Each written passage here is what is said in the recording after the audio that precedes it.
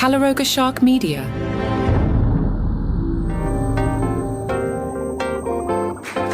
Hi there, I'm Johnny Mack with your daily comedy news, a daily briefing on stand-up comedy, comedians, and the comedy industry, even on a slow news day. Theo Von, is he on The Masked Singer? People think Theo Von might be on The Masked Singer. There's somebody performing as High Voltage. Is it Theo Von hiding beneath that lightning bolt costume? I have some opinions, but I won't share them yet. Some clues. High Voltage's first clue package dropped hints about leadership and American influence. High Voltage's opening statement said, "When I first began my career, the idea of blending in was my biggest fear. There have been some visual hints, power lines, grease canisters, a map of the United States, a bald eagle." The audio clip highlighted how High Voltage had become a patriot and revolutionary, changing American culture. Growing up references included Slurpees, Van Halen, MTV, and backyard goat cookouts. This week's clues featured heavily on bands, breakups, and going solo. High Voltage tells us, "I grew up listening to Ozzy." Now, I have a clip from High Voltage. Let's listen to High Voltage sing, and you tell me if you think this is Theo Von. Big lift, old roads, we've been tearing up since way back when. These wheels are innocent. New hitch, new seats, no history. And you just can't fake that, so let's change that. Girl, let's go put some miles on it. Back of the Chevy with the engine running. I'm going to vote heavy no, that is not Theo Von. That doesn't sound like Theo Von at all. Also, I've seen the body type of High Voltage. I don't believe it is Theo Von. Conan O'Brien will deliver the keynote address at Harvard's 375th commencement ceremony in May.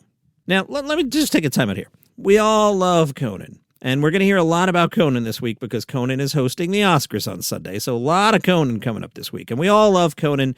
Johnny Mack loves Conan.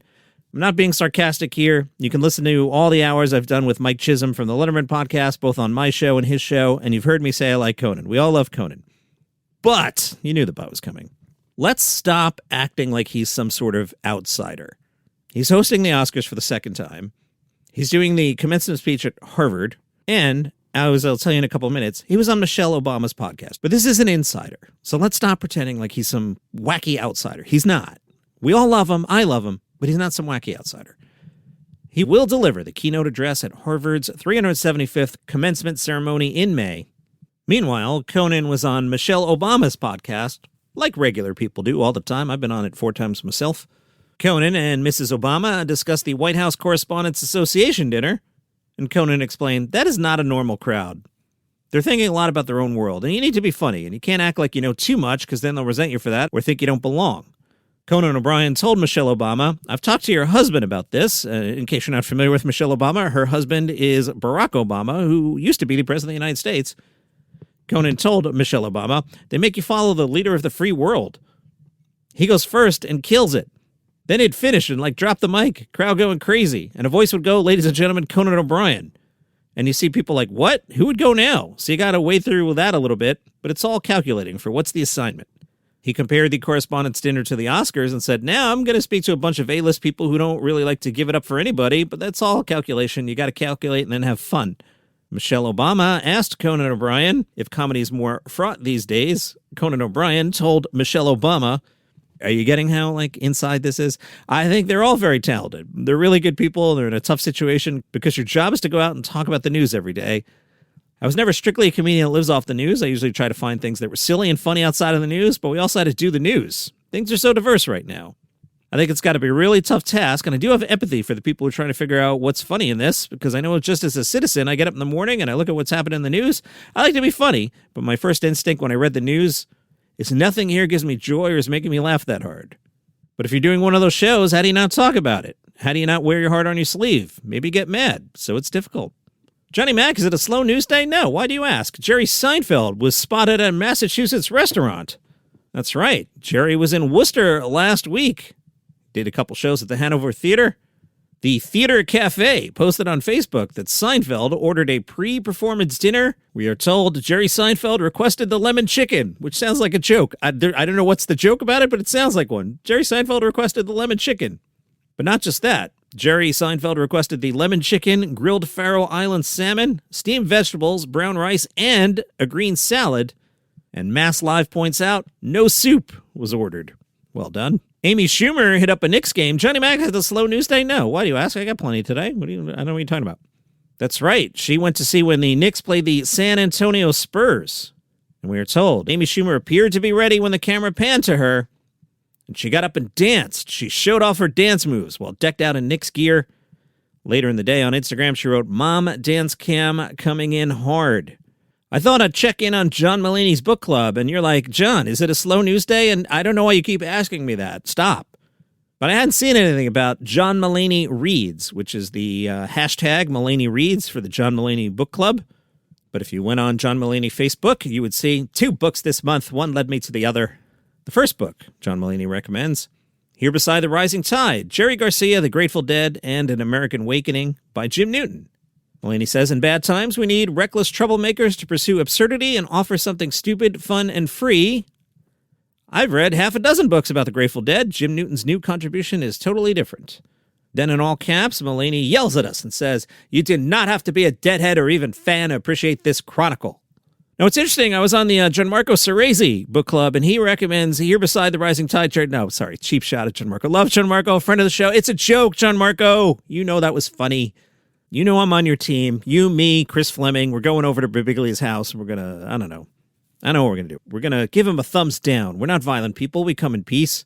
We're just going to stand outside Mike Birbiglia's house, you, me, Chris Fleming, and we're just going to stand there with our thumbs down. If anyone wants to join us, let us know. Tell John Marco on Instagram we're doing this. Mulaney has a second recommendation for us. It is Ken Kesey's Sometimes a Great Notion. John tells us it's a propulsive family story of a logging community in Oregon in the 1960s. I love this book. In a really isolated, outcast community, the people that populate the book are outcast from each other. John tells us, I don't know what it's like to be driving around the country in a bus on acid for half a decade. While he was doing that, Kesey wrote a true great American novel. Okay. Meanwhile, there's the Anthony Jeselnik book club, and you're like, John, you sure it's not a slow news day? And I'm telling you, it is not, my friend.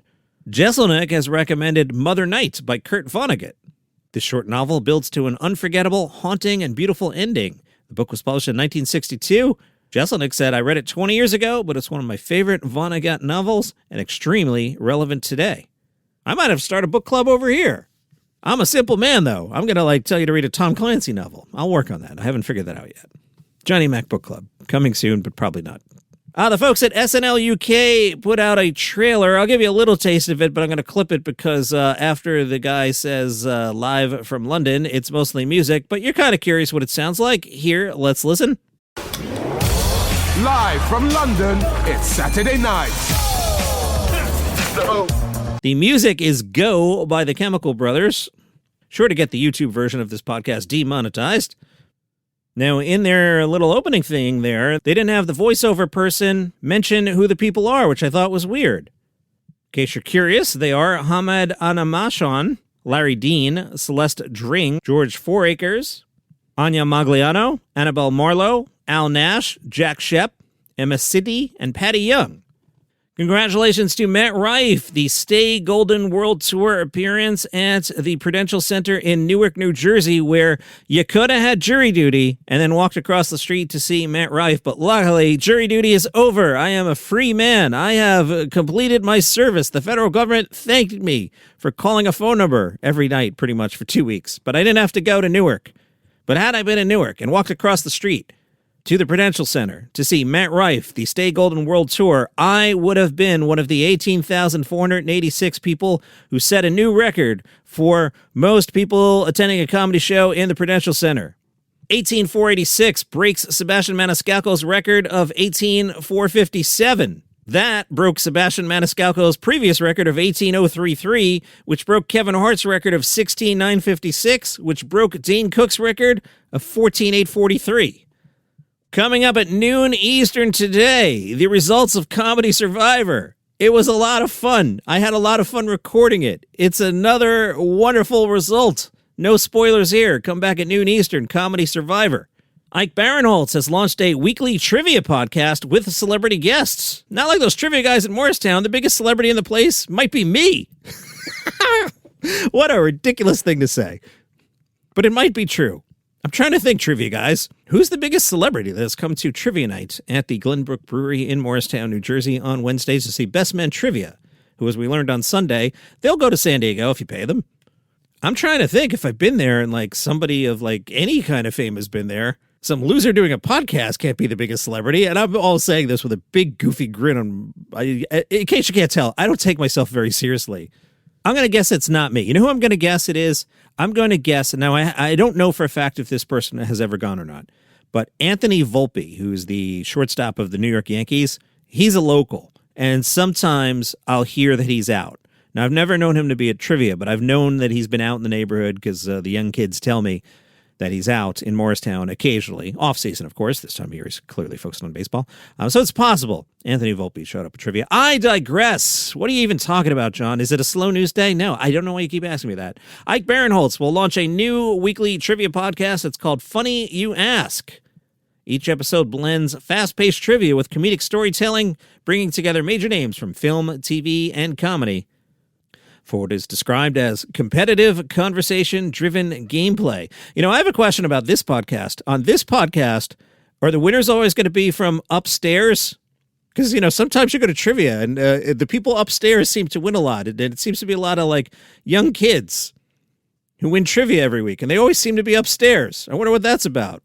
Maybe there's good cell phone service. Oh, stop, John. The trivia guys are going to get mad at you. All right, shut up. Now, the trivia guys know. I've learned. 4 years ago, I used to argue about questions, and I was a jackhole, especially after the third beer. Now, half the time, I don't even have one beer because I'm driving. You'll see me in my corner, my big thing of water. And I don't argue the questions anymore. Let it go. It's just trivia night. Have fun. Love the trivia guys. Ike Barinholtz said in a statement, I recently learned about a new medium called podcasting and figured I'd dip my toes into these uncharted waters. Funny You Ask is a show that lets me do two of my favorite things at once, asking and answering trivia questions and hanging out with funny friends of mine who just happen to be famous. Funny You Ask will debut March 25th. Margaret Cho has let everyone in the world know she needs you to know this. She went full Amy Schumer. She's just saying, you know, Donald Trump begged her to be on The Apprentice. I'm sure he did. I have no doubt. I mean, I'm sure Donald Trump repeatedly called Margaret Cho to be on The Apprentice. I have no doubt that this story is true. Margaret Cho said President Donald Trump was a huge fan of hers. However, she had a bad feeling about doing The Apprentice, so she never became a contestant. Margaret said, I was asked several times to be on it, season after season, and they kept saying, well, Donald Trump really loves you. Please come on. I had a bad feeling about it because I did go on one of the challenges because my friend Cyndi Lauper was competing one year, and she did something at a diner, so I went and I helped out. And to give myself some credibility, even Margaret Cho finds it bizarre that the president was fond of her comedy. And that is your comedy news for today. Coming up at noon Eastern, Comedy Survivor, back in the morning with a regular episode. See you then.